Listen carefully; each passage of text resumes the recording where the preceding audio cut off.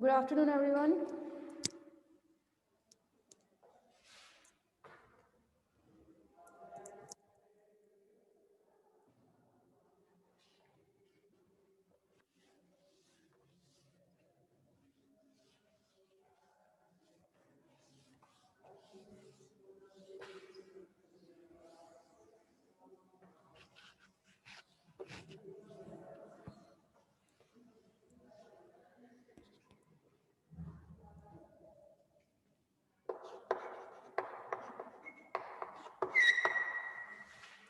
हाँ भाई, final year. हम लोग कल बात कर रहे थे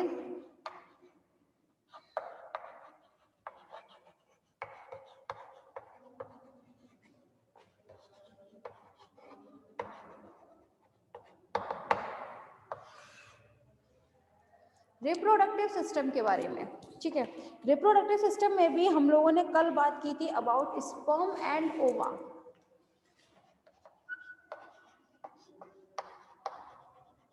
स्पर्म एंड ओवा, ठीक है।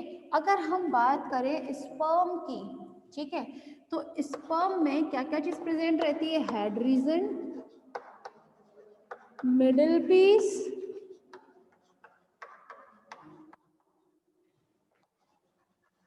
एंड टेल, ठीक, ये प्रेजेंट रहता है। लेकिन कल हम लोगों ने ओवा के बारे में ज्यादा बात नहीं कर पाए थे, ठीक है। तो चलें फिर आज बात करते हैं। देखिए क्लास, जब हम लोग ओवा के बारे में बात करते हैं तो ओवा किस टाइप का वो होता है?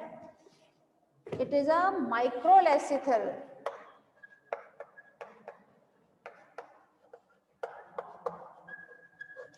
ठीक। माइक्रोलेसिथल का मीन का मतलब है इसमें योग जो है वो बहुत कम क्वांटिटी में प्रेजेंट होता है ना। जो योग है वो बहुत कम क्वांटिटी में प्रेजेंट होता है। इसी वजह से ब्रैंकियोस्टोमा में जो क्लीवेज की प्रोसेस होगी, ठीक है, स्टार्टिंग में तो बहुत रेगुलर होती है। कैसी होती है?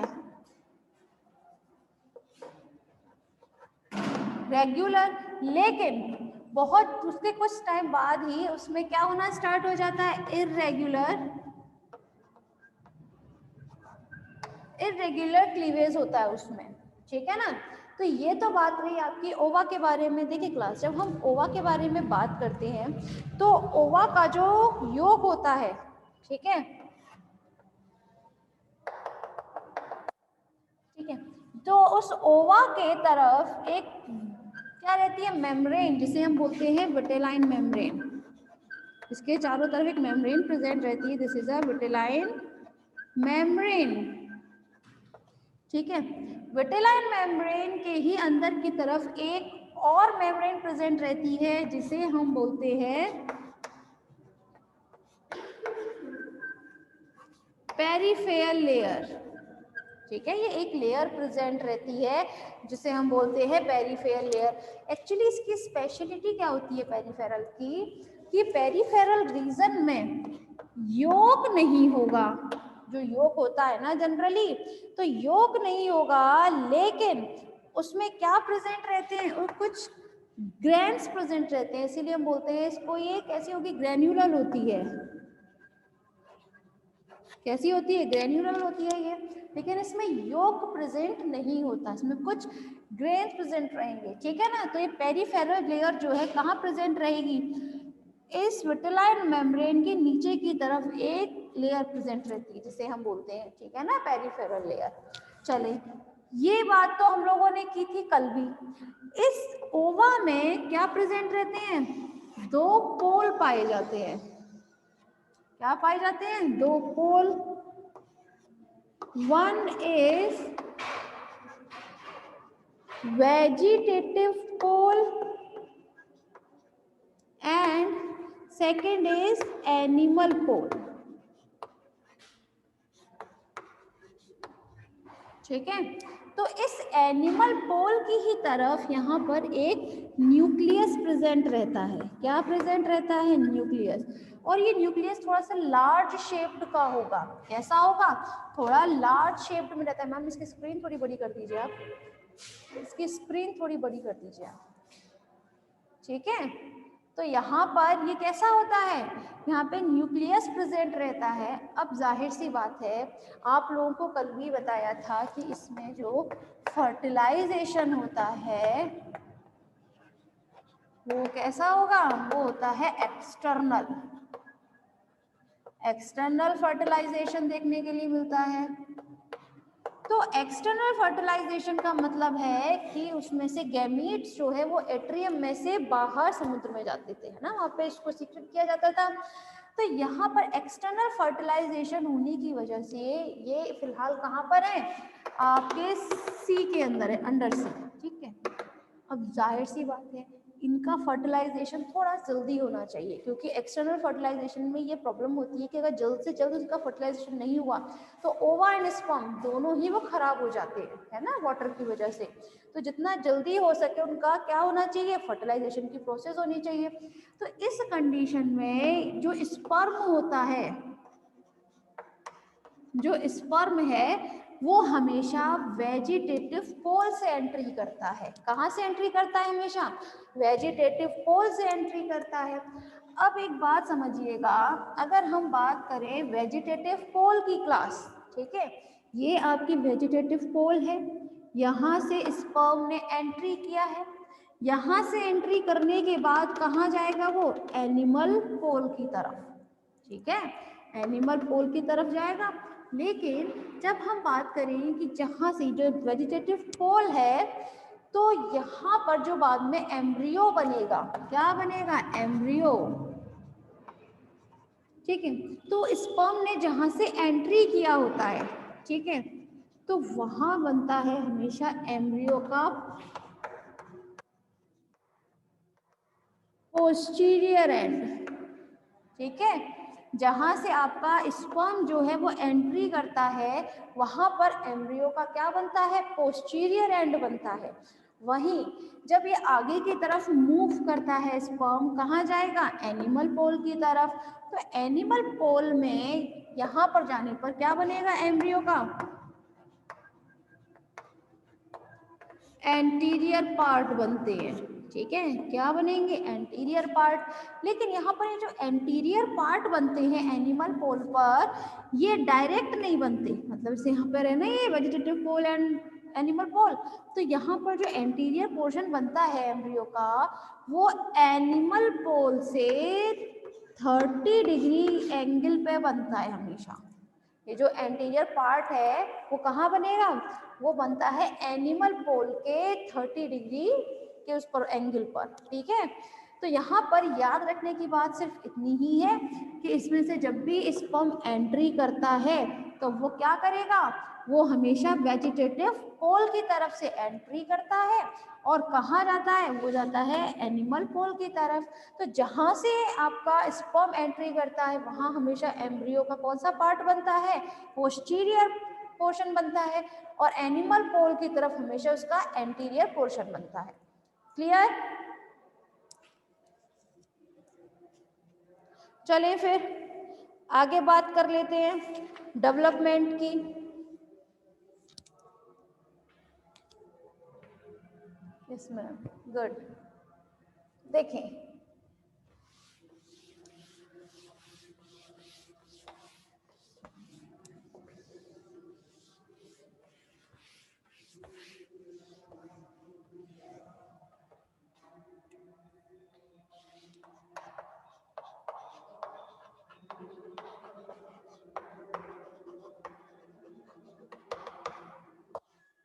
डेवलपमेंट। तो जब हम क्लास डेवलपमेंट की बात करते हैं तो डेवलपमेंट तो इसमें जैसे ही स्पर्म एंट्री करेगा उसी के साथ इसमें चेंजेस होने लगते हैं, और उन्हें हम बोलते हैं विजिबल चेंजेस। ब्रैंकियोस्टोमा में क्या होने लगेंगे, विजिबल चेंजेस होने लगते हैं, ठीक है। इसी में बताया था कि सबसे पहले आपका ये कोई एग है, ठीक, एग के बाहर की तरफ क्या प्रेजेंट है, विटेलाइन मेम्ब्रेन है, विटेलाइन मेम्ब्रेन,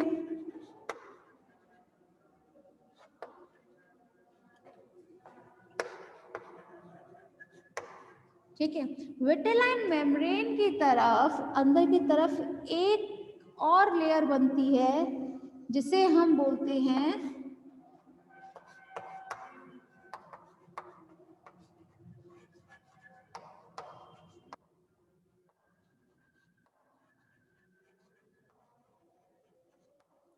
प्री वेटेलाइन मेम्ब्रेन। क्या कहा जाता है? प्री वेटेलाइन मेम्ब्रेन कहते हैं। तो अब यहाँ पर वेटेलाइन मेम्ब्रेन तो योग के चारों तरफ है ही, उसके अंदर की तरफ इसमें से क्या होगा, कुछ एक फोल्ड होते हैं जब अंदर की तरफ वेटेलाइन मेम्ब्रेन में से ही, तभी यहाँ पर क्या बन जाता है, प्री वेटेलाइन मेम्ब्रेन।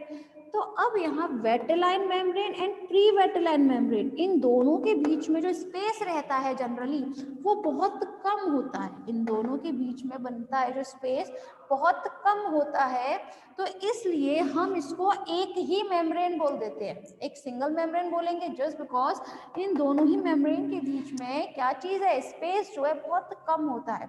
ठीक है, तो इस कंडीशन में जो हम इसे एक मेम्ब्रेन का नाम देते हैं that is a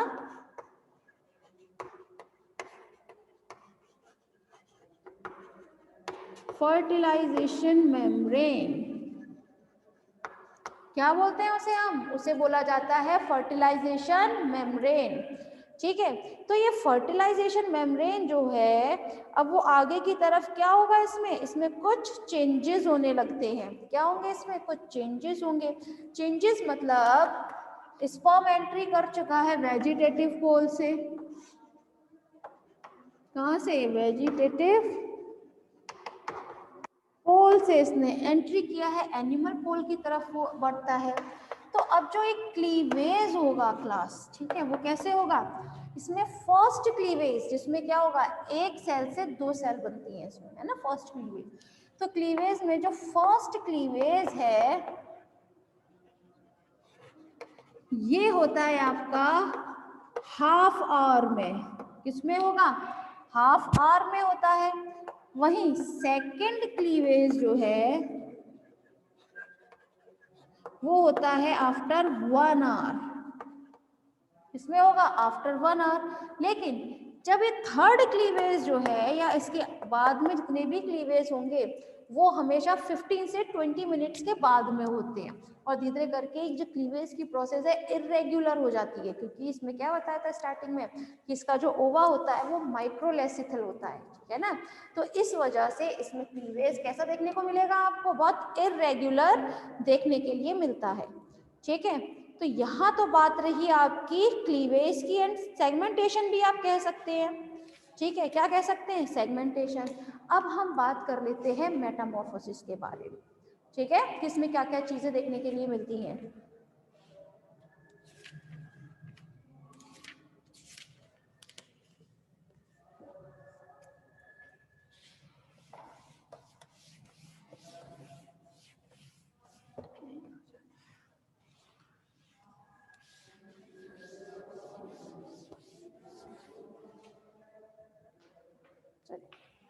next is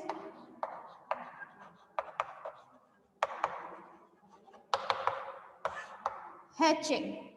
ठीक है, हैचिंग मीन एग में से लार्वा का निकलना। तो एग में से जो लार्वा का निकलने की प्रोसेस होती है उसे हम बोलते हैं हैचिंग। ठीक है, तो ये हैचिंग क्या होती है समझिएगा। हैचिंग हमेशा होगी कुछ 12 घंटे के बाद में। ठीक है ना, जब ये फर्टिलाइज होते हैं एग, तो एग के फर्टिलाइज होने के 12 घंटे के बाद में हैचिंग की प्रोसेस होगी। ठीक है, और ये जनरली होती है मॉर्निंग के टाइम पर। कब होती है हैचिंग? जनरली मॉर्निंग में देखने के लिए मिली है। क्यों? एक्चुअली जब इसमें जो फर्टिलाइजेशन की प्रोसेस होती है, ठीक है, तो इसमें जो गैमीट होते हैं इसके वो क्या किए जाते हैं, समुद्र में छोड़े जाएंगे एक्वेरियम के थ्रू। तो ये जाहिर सी बात है वो जो रिलीज होते हैं समुद्र में इसके गैमीट्स वो जनरली रात में होते हैं। ठीक है, जब रात में उनको एक्सक्रीट किया गया है बाहर, तो बाद में वहीं पर उनका फर्टिलाइजेशन होगा। तो जब फर्टिलाइजेशन के 12 घंटे हम लगाते हैं तो वो क्या हो जाता है, मॉर्निंग का ही टाइम हो जाता है ना।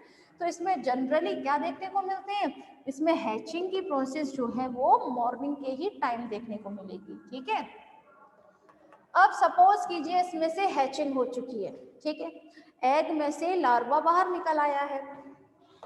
तो इसका जो लार्वा होता है उसमें सीलिया प्रेजेंट होते हैं।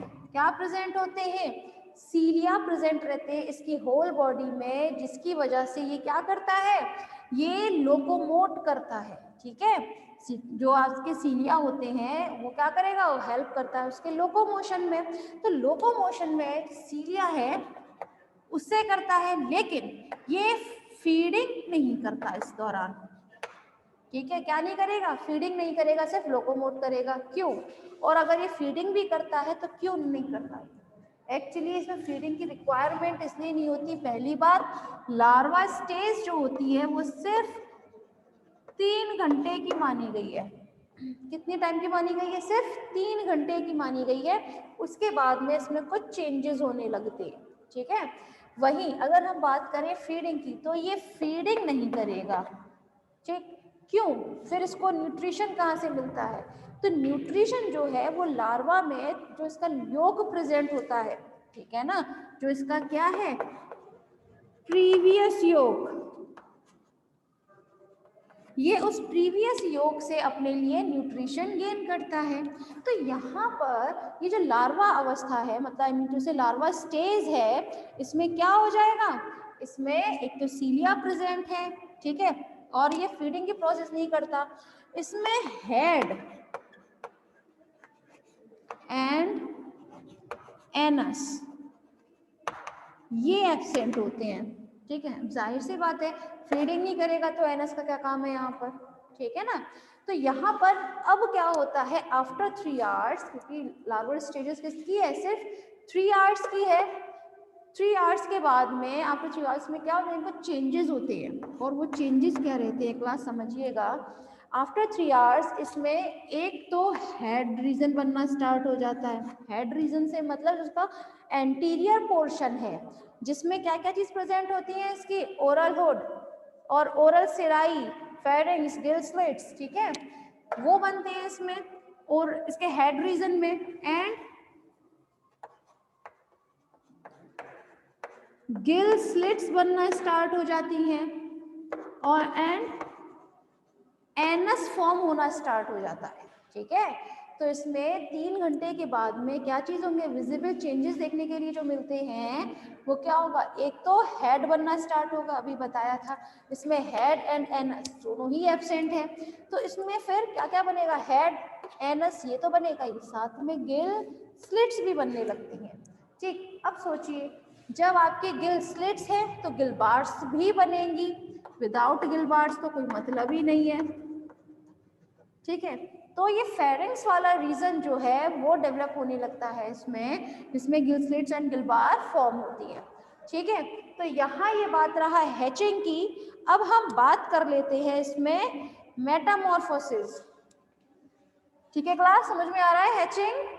एक बार फिर समझिएगा, यहाँ हम बात कर रहे हैं हैचिंग की। हैचिंग मीन जिसमें एग से लार्वा फॉर्म निकलती है। ठीक है, तो ये जो हैचिंग की प्रोसेस होती है कब होती है, अप्रॉक्स ये होगी मॉर्निंग के टाइम पर, और आफ्टर है उसमें आफ्टर फर्टिलाइजेशन अप्रॉक्स 12 आवर्स के बाद होती है। ठीक है, 12 घंटे के बाद देखने की जनरली मिली है। और जो लार्वा स्टेज होती है वो सिर्फ 3 घंटे की होती है, जिसमें सीलिया प्रेजेंट होते हैं। सीलिया का काम क्या होता है, ये लोकोमोट करती है एक जगह से दूसरी जगह।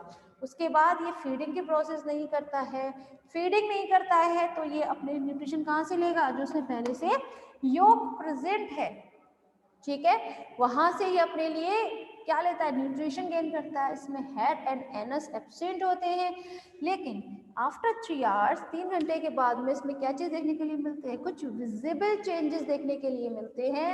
जैसे हेड बनता है, gill slits, I mean to say इसमें फेरिंग्स रीजन बनना स्टार्ट हो जाता है, एनस बनना स्टार्ट हो जाएगा। ठीक है, तो क्या क्या चीजें इसमें और चेंजेस आते हैं, जरा ध्यान दीजिएगा।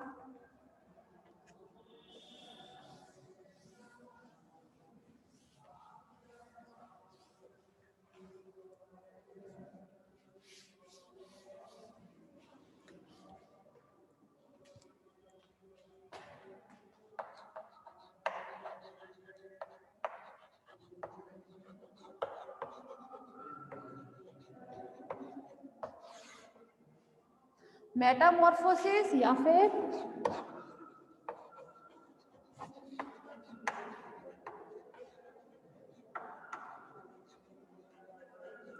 Larval development. ठीक है, तो जब हम बात करें इनके मेटामॉर्फोसिस की, ठीक है, तो इसमें कुछ टाइम के बाद, अभी थोड़ी देर पहले हमने देखा था कि इसके जो लार्वा फॉर्म निकली थी आफ्टर हैचिंग, तो उसमें सीलिया प्रेजेंट थे। ठीक है, तो धीरे धीरे इसमें सीलिया जो होते हैं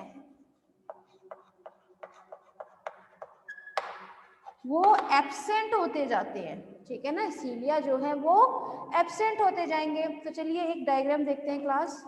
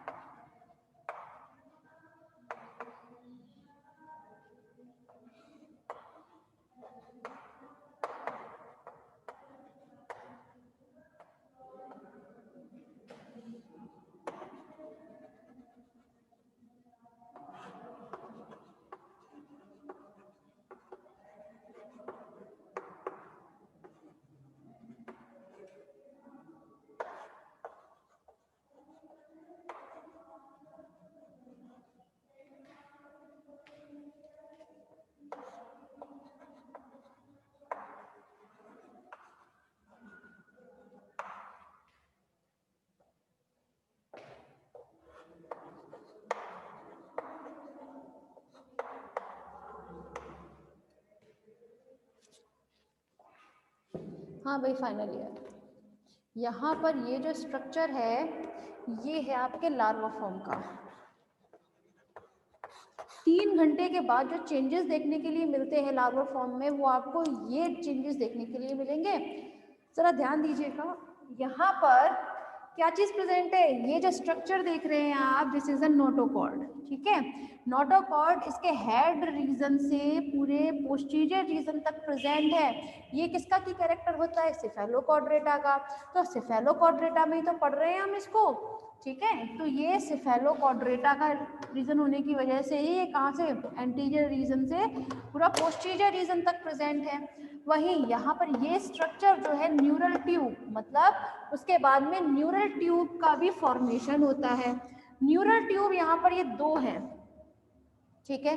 ये न्यूरल ट्यूब के बीच में एक पोर लाइक स्ट्रक्चर बनता है। पोर समझते हैं, छेद लाइक स्ट्रक्चर, ठीक है ना। तो पोर लाइक स्ट्रक्चर जो बनता है उसे हम बोलते हैं न्यूरोपोर। क्या कहा जाता है, न्यूरोपोर, ठीक। अभी थोड़ी देर पहले ही बताया था कि इसमें चेंजेस के फॉर्म में क्या होगा, एक तो एनस बनता है, फेरिंग्स, ठीक है ना, फेरिंग्स बनता है, गिल स्लिट बन रहा है, और साथ में यहाँ पर, अच्छा एनएस तो बता दी, ठीक है ना। तो ये सारे इसमें देखने के लिए मिलते हैं। अच्छा, अब जरा इसके माउथ रीजन पर आ जाए आप। यहाँ पर इसका ये जो माउथ रीजन है, यहाँ पर प्रेजेंट होता है इसका माउथ, ठीक है। लेकिन अभी थोड़ी देर पहले बताया था कि ये भी खाना नहीं खाता है 3 घंटे तक, तो लेकिन उसके बाद खाना शुरू करता है। लेकिन इसमें जब माउथ बनता है ना, ये जो स्ट्रक्चर देख रहे हैं, दिस इज अ माउथ। तो ये माउथ तो बनता है लेकिन ये खुलता नहीं है, ये अब इतना जल्दी खुलेगा नहीं।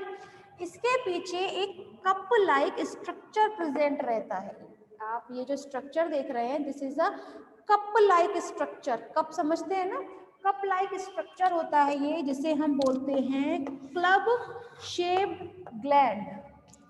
क्या कहते हैं, क्लब शेप्ड ग्लैंड। एक्चुअली इसका फंक्शन समझिए, अभी तक क्लब शेप्ड ग्लैंड का फंक्शन पता नहीं है,